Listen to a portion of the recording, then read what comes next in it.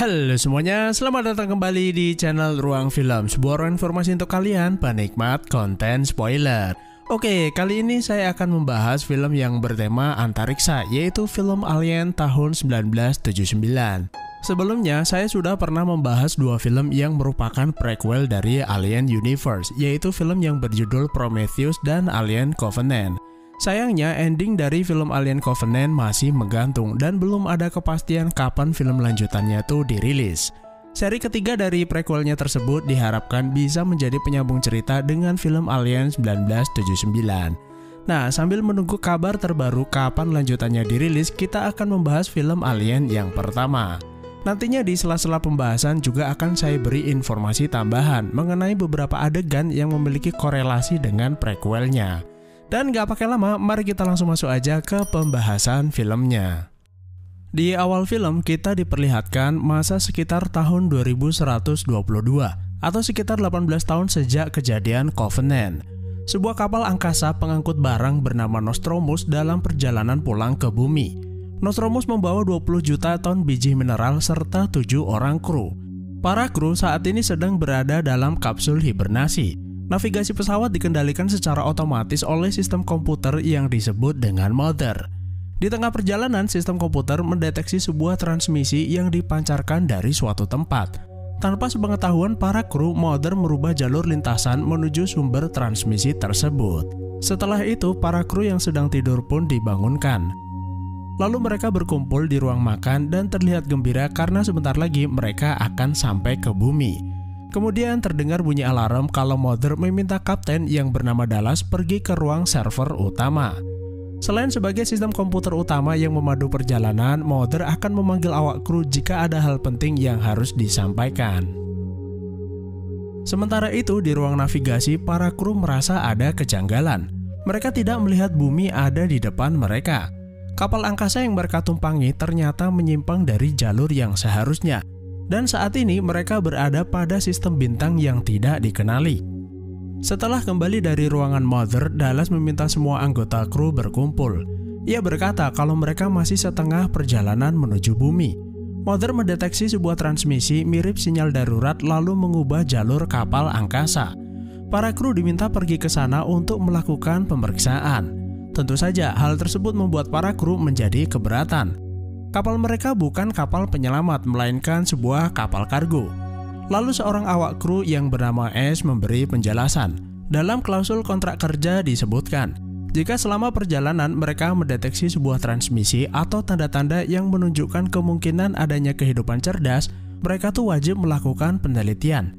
Jika tidak, mereka tidak akan dibayar. Dan dengan sangat terpaksa, para kru pun melaksanakan perintah perusahaan.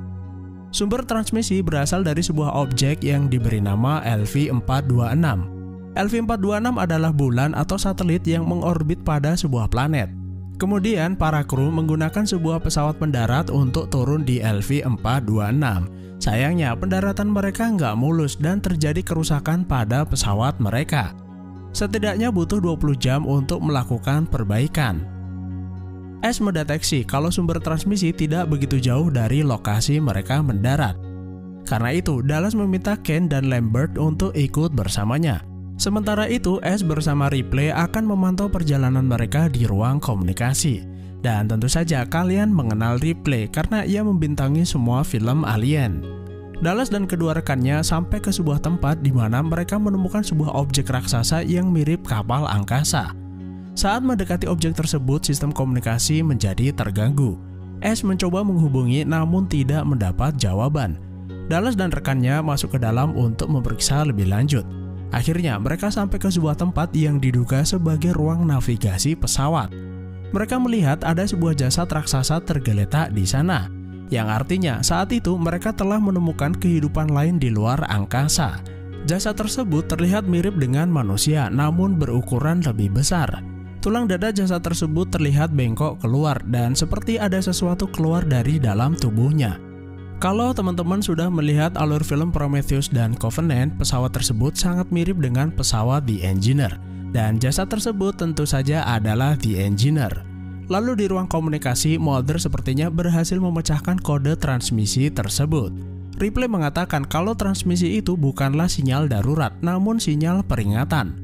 Sementara itu, di pesawat The Engineer, Ken turun seorang diri ke dalam lambung kapal menggunakan sebuah tali. Di tempat tersebut, Ken menemukan ada ribuan benda mirip telur tergeletak di sana.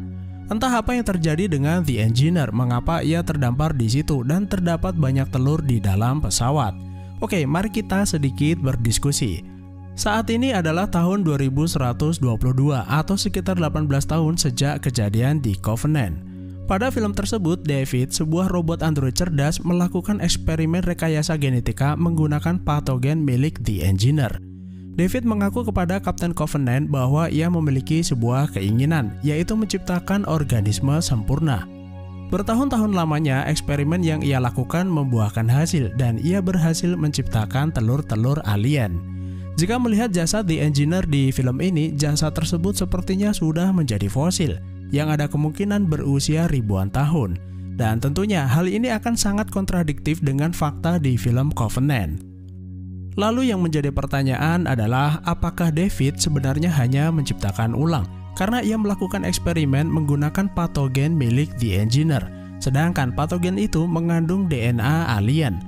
Ya, mudah-mudahan sih lanjutan dari film Covenant segera dirilis agar semua pertanyaan tersebut bisa terjawab. Oke, kita lanjut ke filmnya. Saat Ken mendekatinya, organisme dalam telur bereaksi. Kemudian telur itu pun terbuka dan tiba-tiba organisme dalam telur itu keluar lalu mendarat di wajah Ken. Dallas mencoba menghubungi Ken karena ia sudah terlalu lama di bawah. Karena tidak ada jawaban, mereka menarik Ken ke atas lalu membawanya kembali ke pesawat pendarat. Setelah sampai, Dallas meminta Ripley membuka pintu masuk. Ripley melarang mereka membawa Ken masuk karena sesuai prosedur keamanan tidak ada yang boleh masuk pesawat jika terinfeksi benda asing. Ia harus menjalani 24 jam karantina untuk pembersihan kontaminasi. Namun Dallas mengatakan nyawanya terancam jika tidak segera dibawa ke ruang medis. Ripley tetap melarangnya, namun tanpa diduga Ash membuka pintu lalu membiarkan mereka masuk. Ken langsung dibawa ke ruang medis lalu mereka membuka helm pelindung miliknya. Mereka kesulitan melepas organisme asing tersebut karena menempel erat pada wajahnya. Dan nantinya organisme ini akan kita kenal dengan istilah facehugger. Sebelum bertindak lebih jauh, mereka melakukan pemindaian pada tubuh Ken. Lalu mereka melihat ada sesuatu melewati tenggorokannya. Sepertinya makhluk itu memberi oksigen kepada Ken.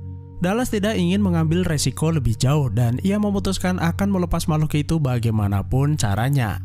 Saat mencoba memotong bagian tubuh dari makhluk itu, tiba-tiba keluar cairan asam yang sangat keras. Bahkan cairan itu mampu menembus lantai pesawat. Dallas pun menjadi khawatir lalu meminta anak buahnya menghentikannya agar tidak melubangi dasar pesawat mereka. Mereka menduga bahwa cairan asam itu merupakan darah dari makhluk tersebut. Lalu kapten meminta krunya segera melakukan perbaikan agar mereka bisa segera kembali ke Nostromus. Sementara itu di lab, Ash sedang mencoba meneliti sampel organisme asing tersebut.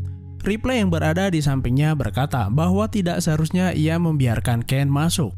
Lalu Ash mengatakan kalau ia hanya menjalankan perintah perusahaan meskipun harus melanggar prosedur karantina.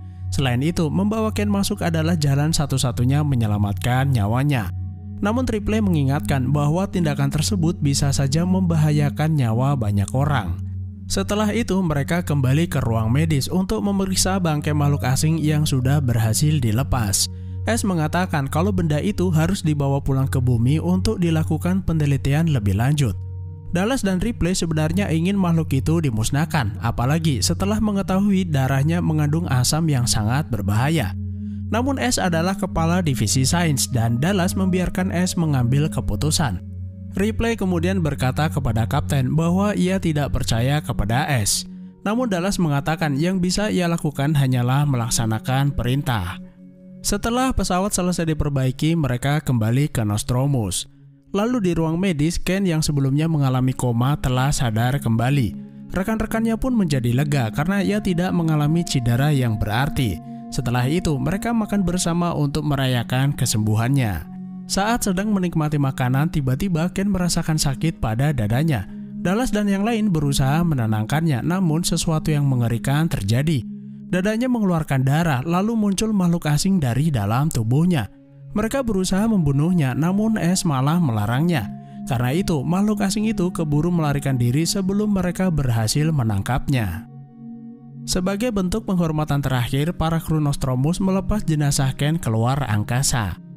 Masalah masih belum berakhir, mereka harus segera menemukan makhluk itu sebelum membahayakan para kru. Berbekal senjata seadanya, mereka berpencar menjadi 2 tim. Mereka berencana menangkap makhluk itu lalu mengurungnya ke dalam ruang kedap udara. Ripley bersama Brad mencoba mencari makhluk itu di gudang pesawat. Lalu mereka melihat ada percikan darah menempel pada pintu dan mereka mengira kalau makhluk itu ada di sana. Tiba-tiba kucing peliharaan Ripley mengagetkan mereka. Lalu Ripley meminta Brad menangkap kucing itu. Ia tidak ingin makhluk asing itu mencelakainya. Brad melihat kucing itu berada di ruang kendaraan berat dan saat berusaha menangkapnya, kucing itu malah kabur menjauh. Tanpa sengaja di ruangan itu, ia menemukan sesuatu mirip kulit binatang yang baru saja terlepas. Dan ternyata makhluk asing itu berada tepat di atas Brad lalu membunuhnya. Setelah insiden yang menimpa Brad, para kru berkumpul kembali. Parker yang sempat melihat makhluk alien itu mengatakan bahwa ukurannya sangat besar. Mereka tidak menyangka kalau makhluk yang berukuran kecil itu dapat tumbuh dengan sangat pesat. Parker juga melihat kalau alien itu menggunakan saluran udara untuk pindah dari satu tempat ke tempat lainnya. Lalu Dallas meminta Parker untuk menyiapkan alat penyembur api yang bisa digunakan untuk menakut-nakuti alien tersebut. Kemudian Dallas pergi ke ruangan Mother. Ia mencoba bertanya apakah ada solusi dan apakah mereka memiliki kesempatan melawan alien tersebut. Mother tidak dapat memberikan jawaban karena tidak ada cukup data. Dallas pun menjadi heran mengapa sebuah sistem komputer canggih tidak mampu membuat perhitungan terhadap suatu kemungkinan. Setelah selesai membuat alat penyembur api, Dallas dan Parker masuk ke ruang ventilasi. Mereka berencana mendorong alien tersebut dari segala penjuru agar kabur menuju ruang kedap udara. Setelah itu, mereka akan melemparnya ke luar angkasa. Sementara itu, yang lain akan memantau pergerakan alien jika sewaktu-waktu mendatangi mereka. Dan benar saja, alien itu bergerak sangat cepat menuju Dallas. Lambert langsung memberitahunya dan meminta Parker menyusulnya. Namun sayangnya, ia tidak menemukan Dallas berada di sana selain senjata miliknya. Parker menduga kalau sang kapten telah dimangsa alien tersebut. Setelah kejadian itu, Ripley berkata, demi keselamatan lebih baik mereka selalu pergi bersama. Mereka juga merubah rencana, yaitu menutup satu persatu saluran udara untuk menjebak alien tersebut. Lalu mereka akan mencari cara untuk membunuhnya atau melemparnya keluar angkasa. Parker juga akan mempersiapkan senjata tambahan untuk mereka bawa.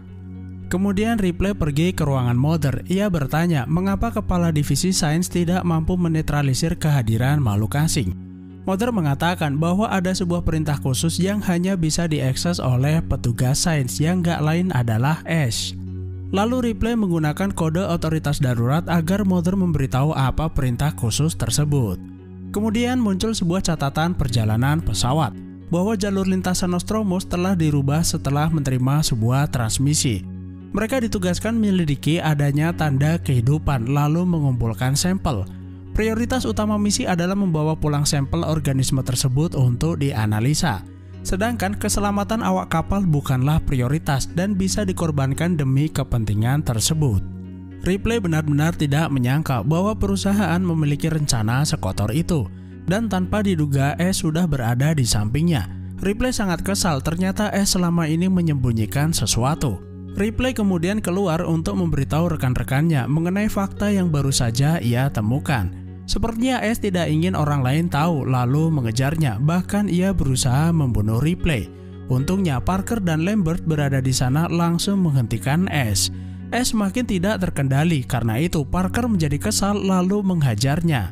Nampaknya pukulannya terlalu keras sehingga membuat kepalanya terputus dan ternyata Ash adalah sebuah robot. Ada kemungkinan Ash adalah robot cerdas yang dibuat oleh perusahaan, sama seperti halnya David. Diduga selama ini Ash menyembunyikan informasi karena mengikuti perintah perusahaan. Lalu Ripley mencoba memperbaiki Ash agar ia bisa bicara kembali. Setelah itu Ripley bertanya apa sebenarnya tujuan perusahaan. Ash mengatakan bahwa misi utama adalah membawa pulang organisme asing. Ia juga berkata bahwa mereka tidak memiliki peluang untuk menghentikannya karena makhluk itu adalah organisme sempurna. Entah apa maksudnya, namun sepertinya Ash memiliki ketertarikan pada organisme tersebut. Dan perilaku Ash ini mengingatkan kita kepada David di film prequelnya. Karena kesal, Ripley mematikan Ash kembali. Lalu Ripley berkata kepada rekan-rekannya, satu-satunya jalan membunuh makhluk itu adalah meledakkan seluruh kapal angkasa. Kemudian mereka akan menggunakan pesawat kecil untuk melarikan diri. Ia tidak peduli lagi dengan perusahaan dan muatan yang mereka bawa. Lalu Parker berkata, Nostromus memiliki sistem penghancuran darurat. Mereka bisa menggunakannya dan mereka hanya punya waktu 10 menit setelah diaktifkan. Kemudian Ripley meminta Parker dan Lambert mengambil perlengkapan pendukung yang mereka perlukan. Sementara itu, ia mempersiapkan pesawat yang akan mereka tumpangi. Tanpa sengaja, Ripley mendengar suara kucing peliharaannya lalu memasukkannya ke dalam kandang.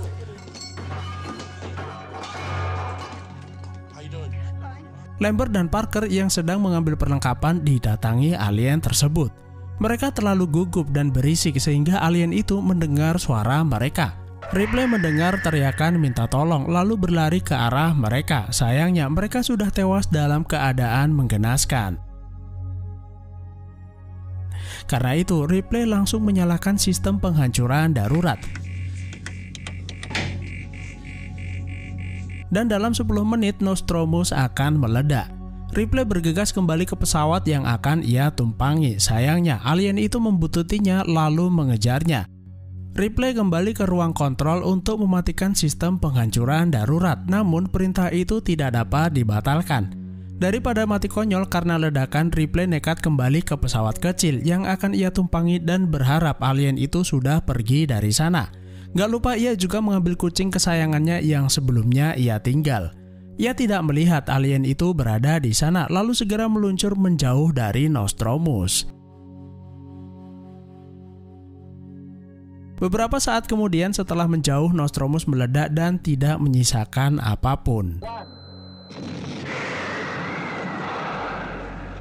Pesawat kecil itu memiliki beberapa kapsul hibernasi. Ripley menggunakan salah satunya untuk kucing kesayangannya. Ia juga akan menggunakan salah satunya untuk tidur panjang. Saat sedang melakukan persiapan, Ripley dibuat terkejut. Ternyata alien itu sudah berada di sana sebelumnya. Namun sepertinya alien itu tidak bisa pergi kemana-mana karena ia terjepit. Ripley kemudian menggunakan baju astronot dan mengikat tubuhnya dengan sebuah tali. Ia mendekat lalu menekan sebuah tombol untuk menyemprot cairan pemadam api ke arah alien tersebut. Alien itu meronta-ronta, namun hal itu malah membuatnya berhasil keluar dari tempatnya terjepit. Alien itu pun langsung mengambil ancang-ancang untuk menyerang. Namun sebelum menyerang, Ripley membuka pintu pesawat yang membuat alien itu terlempar keluar angkasa. Ia menutup pintu pesawat kembali lalu menyalakan mesin pesawat dan seketika alien itu langsung terbakar karena terkena semburan roket pendorong. Setelah selamat dari kejadian mengerikan, Ripley merekam laporan terakhir. Semua awak kru Nostromus tidak ada yang selamat selain dirinya. Kapal angkasa itu juga meledak beserta muatannya. Lalu Ripley mengirim transmisi berisi rekamannya tersebut ke segala penjuru, berharap ada yang mendengarnya. Setelah selesai, Ripley masuk kapsul hibernasi untuk tidur panjang sampai ada yang datang menyelamatkannya. Dan akhirnya film pun selesai. Ripley tidak akan ditemukan setidaknya dalam waktu 57 tahun lamanya, yang tentunya kisah Ripley akan berlanjut pada film kedua. Lalu misteri ribuan telur yang ada di dalam pesawat The Engineer itu dari mana? Ada kemungkinan makhluk yang keluar dari tubuh The Engineer merupakan ratu alien yang kemudian bertelur di dalam pesawat. Karena tidak ada sumber bahan makanan, mungkin saja ratu alien tersebut mati nggak lama kemudian. Karena itulah film prequel ketiga diharapkan bisa menjadi jawaban atau mengisi kekosongan cerita antara Alien Covenant dan film Alien pertama ini. Oke, terima kasih sudah menonton, sehat selalu buat kalian dan sampai jumpa di next video.